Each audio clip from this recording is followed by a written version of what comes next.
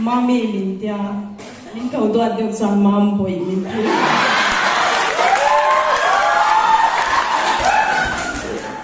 mam bồi là mình. Không trái à. Cho nên nó sẽ thành cái cho nên bồi tiền cái này.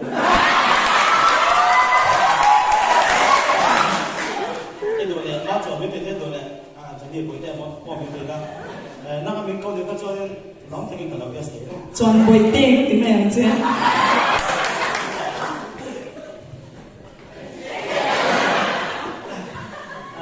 Mam bồi. Mốc sấy đường. Cái này ngại biết là. Thì cho nên giấy đi là cho nắm tụ em nói số.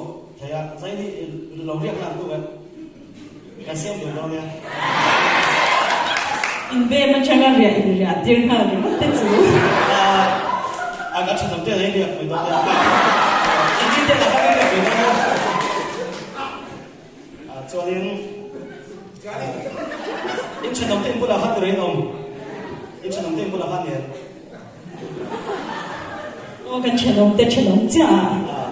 Anh cho các chuyện thể về đón cho không cả bố lỗi em bằng số một. Bố nào bằng đi lâu căn vắt tồn nha. Trong tên không phát chuyện được. Trong tên không phát chuyện được. Ý mình chân bị chân là mình bị.